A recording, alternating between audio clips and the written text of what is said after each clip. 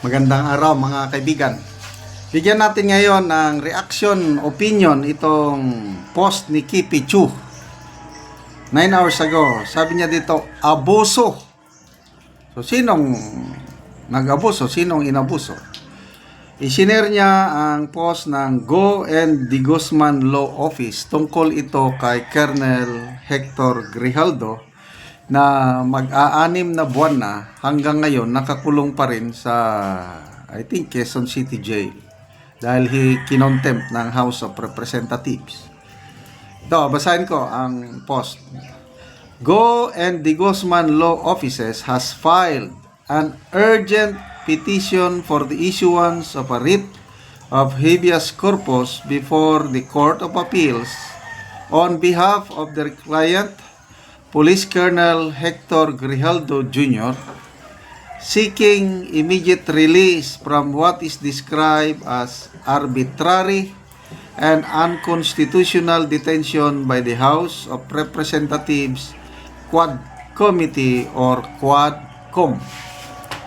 The petition challenges the legality of his nearly 6-month confinement, initially within the House premises and now at Quezon City Police District Station 6, arguing it violates both constitutional protections and international human rights standard.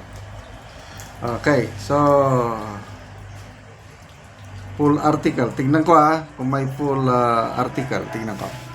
Grabe, ito na ata ang pinakamatagal na pagkakulong ng isang resource person. Mayroon pa bang mas matagal kay Colonel Grijaldo? I believe siya nang may pinakamatagal. Ito, may ano. Senator. Read more.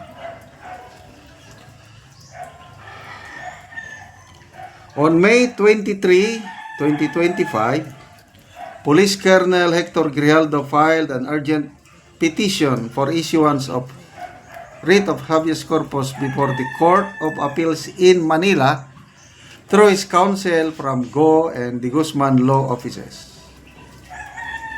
The petition challenges the constitutionality and legality of Police Colonel Grijaldo's ongoing detention by the House of Representatives Quad Committee.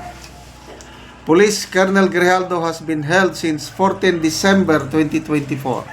So, December 14, January, February, March, April, May. So, mag-aanim na buwan na. So, sana nga aksyonan kaagad ng Court of Appeals. Katulad ba sa nangyari doon kay ex-Congressman Ernie Teves? Kahapon, inaresto siya ng authorities ng Timor-Leste, presumably immigration officers. Nag-file ng writ of habeas corpus ang kanyang abogado at mabilis ang Court of Appeals sa Timor-Leste nag-issue na, granted na yung petition for habeas corpus. The court ordered authorities na i-produce ang living body ni ex-Congressman Teves within 48 hours. Ayun. Grabe, no? Ganyan sana. I don't know kung sana all, kung kaya lang, ito, opinion ko lang ito. I don't want to be negative. Kaya lang, wala. Sa kalakaran ng ating, although, as a whole, gumagana pang ating justice system, yun lang, masyadong mabagal ang kilos.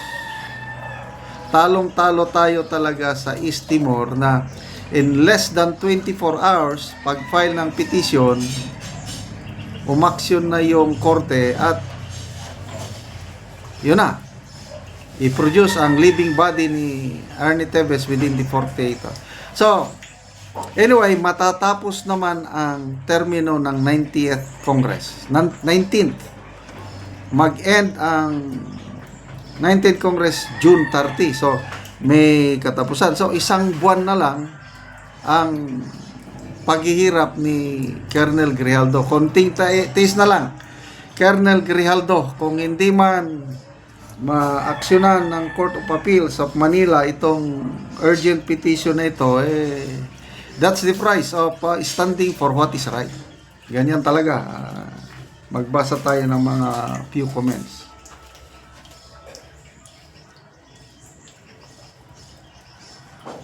City, sabi niya, sana pagdating ng panahon, sila naman ang makulong.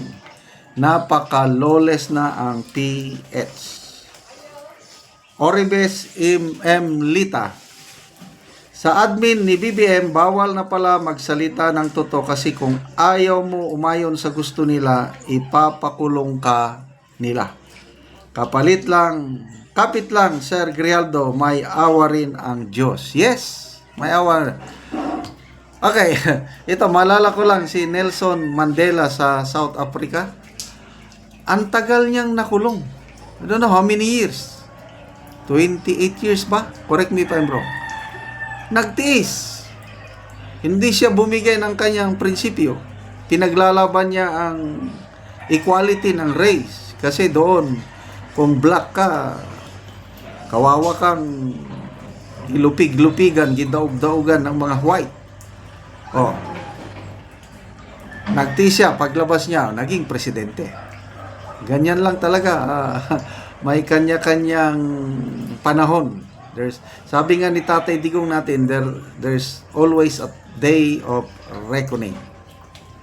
Okay? May hangganan ang lahat at malapit na ang hangganan nila. 2028, konting tiis na lang po tayo. Konting tiis na lang.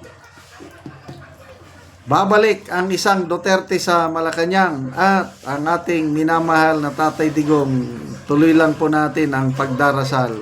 Makakauwi ang ating Tatay Digong strong, alive, and more, he is our living hero, ang ating Tatay Digong. Okay, salamat mga kaibigan sa inyong pagsubaybay sa ating channel. Nakakatulong kayo ng malaki sa tribong Talandig ng Bukidnon dahil ang sweldo po natin sa channel na ito is inilalaan natin pagtulong sa tribo. Namimigay tayo ng yero at pako para ma-repair ang sira-sirang bahay ng tribo. At the same time, namimigay din tayo ng livelihood assistance, nagpapatanim tayo ng saging lakatan. Panoorin nyo ang video na ito. Na anak ko sa saging lakatan ni Manoy Sidreno. Huwag akong bisitahon ang iyang asawa. Mayong udto nang. Ay udto. Nag-aabuno ka nang. Nag-abuno ko. Asa day si Manoy nang? Nag-nginadlaw. Nanginadlaw. Kay palit og bugas. Oo, nindot na gid kaay ang tubo sa saging ninyo nang oh. Nindot na. So nindot na gid nga tan-awon ang saging lakatan ni Manoy. Tungod kay mga dagko na.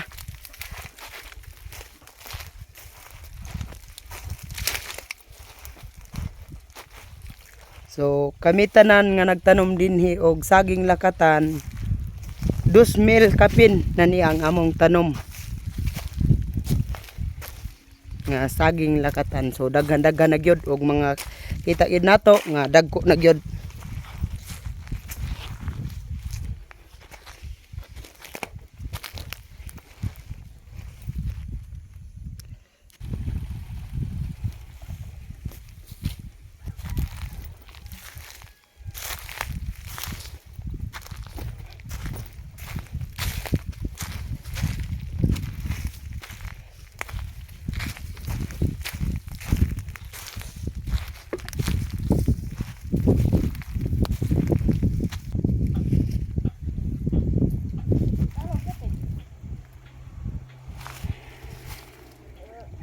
Pila gani ni kapunuan ninyong saging ng lakatan nang 170. 170 tanan. So daghan-daghang gyud. Oh.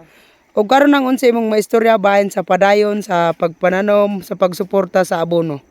Salamat sa nagtan-aw og video og labaw sa Ginoo nga Nagpasalamat jud ko kay naay nagsuportar sa amua padayon mi kay kuan ang ay amo makasuportar.